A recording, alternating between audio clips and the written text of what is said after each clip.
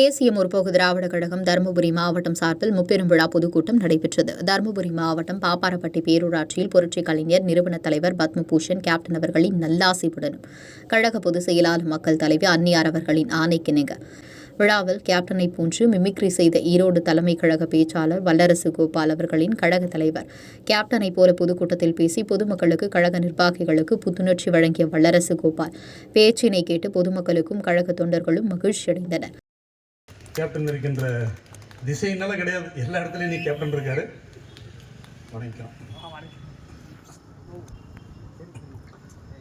பேரன்பு கொண்ட பெரியோர்களை, அருமை தாய்மார்களே, அன்பு கொண்ட சகோதர சகோதரிகளை, என் உயிரினும் மேலான அன்பு தமிழ் நெஞ்சங்கள், உங்கள் அனைவருக்கும் என் நன்றி கலந்த வணக்கத்தை தெரிவித்துக் கொள்கிறேன். தேசிய முற்போக்கு திராவிட கழகம் செப்டம்பர் 14 2005 மாநாடு வச்சு நாங்கள் கட்சி ஆரம்பிச்சேன். இன்னைக்கு 19ஆம் ஆண்டு முடிஞ்சு இன்னைக்கு 20ஆம் ஆண்டு தொடக்க விழாவில் இந்த தருமபுரி மேற்கு மாவட்ட பொதுக்கூட்டத்தில் பேசுறது நினைச்சா மனசுக்கு ரொம்ப சந்தோஷமா இருக்கு. அப்படித்தானே? ஏன்னா நான் கட்சி ஆரம்பிச்சேன்னு எல்லாரும் சொன்னாங்க. இது 70வது கட்சியோட 71வது கட்சி நாங்க.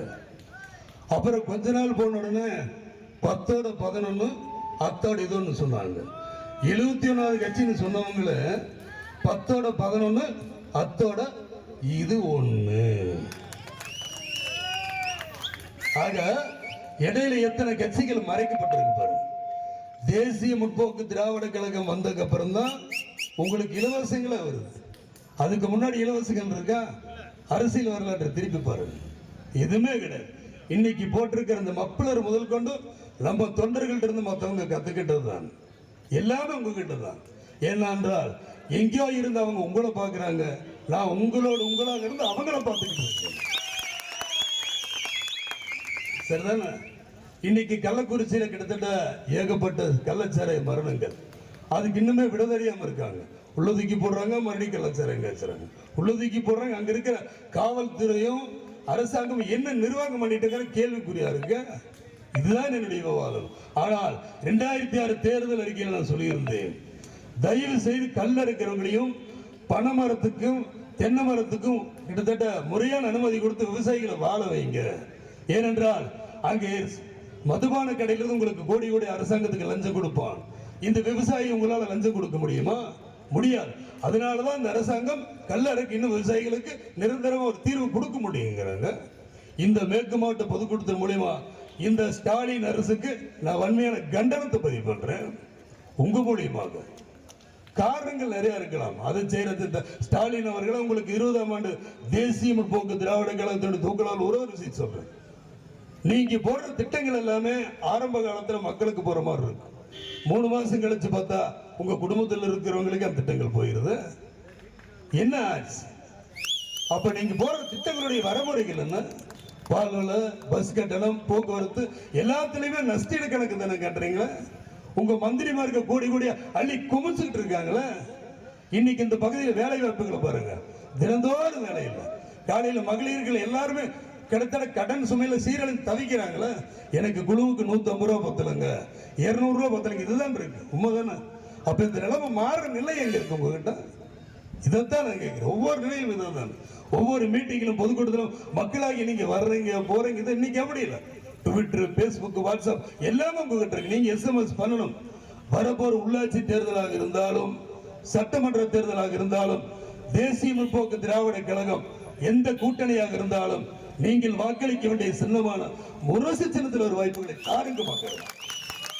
ஒரே ஒரு தடவை நீங்க முரசுக்கு ஓட்டு போட்டுட்டீங்க, 50 கட்சியால நான் செய்ய முடியாது. அந்த அளவுக்கு என் திட்டங்கள் நல்லா இருக்கும். என் தாய்மார்களை வாழ வைப்பேன். இன்றைக்கு இருக்கிற காலகட்டங்கள் அதேதான். படித்த இளைஞர்களுக்கும் படிக்காத இளைஞர்களுக்கும் வேலை வாய்ப்பு ஏற்படுத்தி கொடுப்பேன். தொழிற்பட்டு மூலமாக அவங்களுக்கு நான் நல்ல வருமானத்தை பெருக்கி கொடுப்பேன். உடுத்த உடை, உண்ண உணவு, இருக்க இடம், இந்த 3 ஏழைகளுக்கு கேள்விக்குறி இல்லாம கிடைச்சிட்டாலே உங்களுக்கு சரியான ஒரு அரசாங்கம் அமையுமே. அப்படி இந்த அரசாங்கம் சரியான உதவிகளை செய்யறது இல்லையா? உங்களுக்கு கவனிச்சு திட்டங்களை கொடுத்து ஏமாத்துறாங்களா? உங்களுக்கு வளர்ச்சி திட்டங்களை நீங்க வேணுமென்றால் நீங்க தேமுதிக விட்டுறக்கூடாது. நீங்க தேசிய முற்போக்கு திராவிட கழகத்தை நீங்க வளர்த்துக்கிட்டே இருக்கணும்.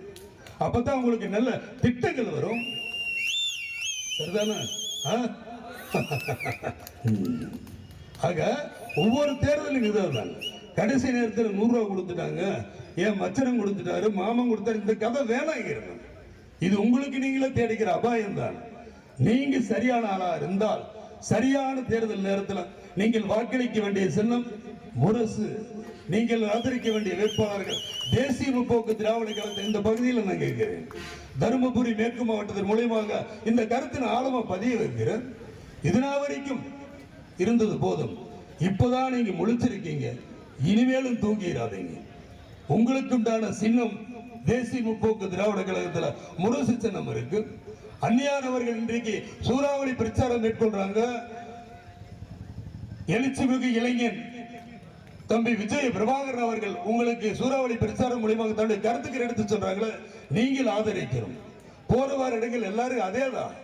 நீங்கள் ஒரே ஒரு தடம் திரும்ப திரும்ப அந்த கட்டத்தட்ட இதெல்லாம் ஏன் சொல்ற அப்படின்னா நீங்க தெரிஞ்சுக்கணுங்கிறதுக்காகத்தான் எல்லாரும் பேசுறாங்க. எல்லா மீட்டிங் அதெல்லாம் கிடையாது. உங்களுக்கு உண்டான ஒரே ஒரு தேசிய முற்போக்கு திராவிட கழகம் முரசு சின்னம் மட்டும்தான். அந்த சின்னம் மட்டும்தான் உங்களை காப்பாற்றும், வேற எதுவும் காப்பாற்றாது.